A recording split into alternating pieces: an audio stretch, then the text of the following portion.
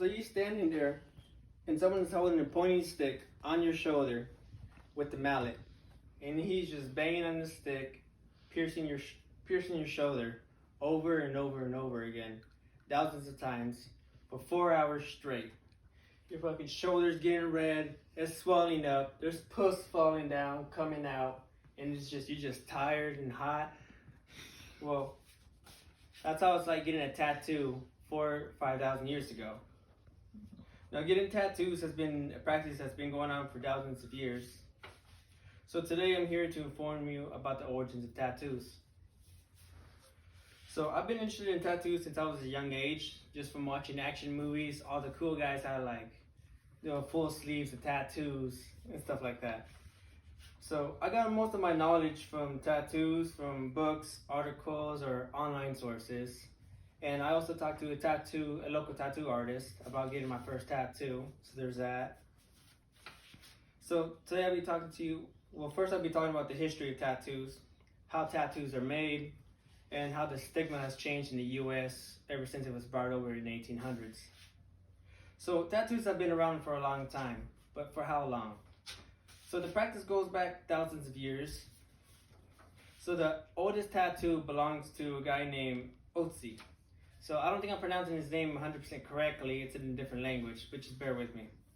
So he was a European iceman, and he was found beneath a glacier by two hikers. So Otzi has a tattoo all over his whole body.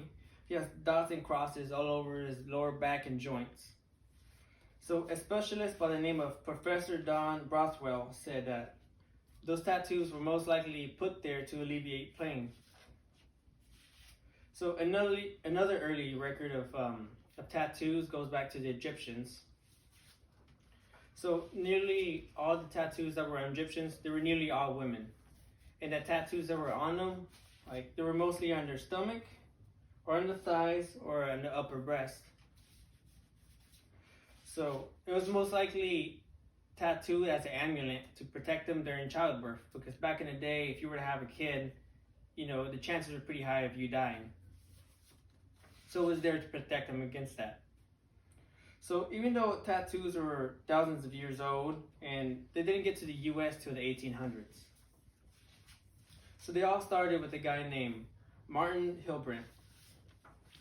And he started tattooing just right before the Civil War broke out. But once it broke out, most of his clientele were people in the Civil War. And most of the time they got tattoos, mostly of their names, just in case, they died and they needed some form of way to identify who they were. They had tattoos of the name somewhere on their body. So the tattoos were there to identify their bodies in case they died. So they would get their names or their branch emblems or the names of loved ones. So after the war ended, most of those soldiers returned home with a bunch of tattoos. So now that I discussed, a brief discussion of the history of tattoos, now I'll explain exactly what a tattoo is and how we have improved over the thousands of years. So a tattoo is a permanent marking, and for it to be a permanent marking, it needs to go past your first layer of skin. So there's 3 layers of skins, and your first layer is it's mostly dead skin, and your second layer of skin is right under it. So it's called dermis. So ink needs to be inserted into your dermis, your second layer of skin, because if it just gets to your first layer of skin, the tattoo is going to fade away within the first 2 months. So once you get your tattoo, it's going to scab over, and after a month or 2, it'll heal, and you'll see a nice looking tattoo if they do it correctly. So when tattoos were first invented, they were pretty brutal. I mean, you were out there sitting for hours on end, getting jabbed by a pointy stick with the mallet, and hoping for the best. So back in the day, if you wanted to get a tattoo, some guy would make a stick, sharpen it, heat up the point of the stick to, heat it up over a fire to get it to harden, and he would dip it in a bowl of soot. Soot was burned up whatever, bushes or leaves or whatever they can find. So they'll dip the stick in that and put that stick on you and start hitting it with the mallet so it would pierce your skin into your dermis. And that's how you got a tattoo back in the day.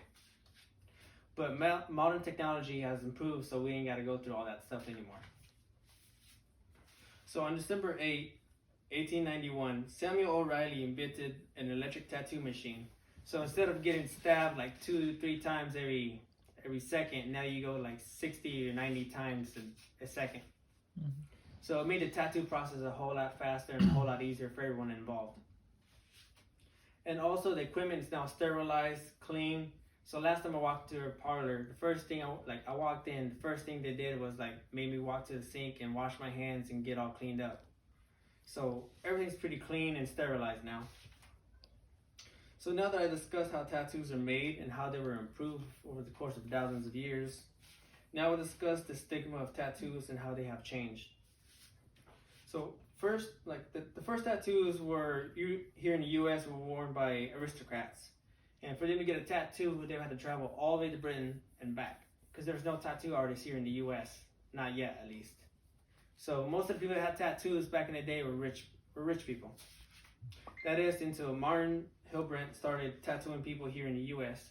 He was a sailor that he moved from country to country, and that's how he learned how to tattoo. So when he got back to the U.S. right before the U.S. Civil War, he was tattooing people.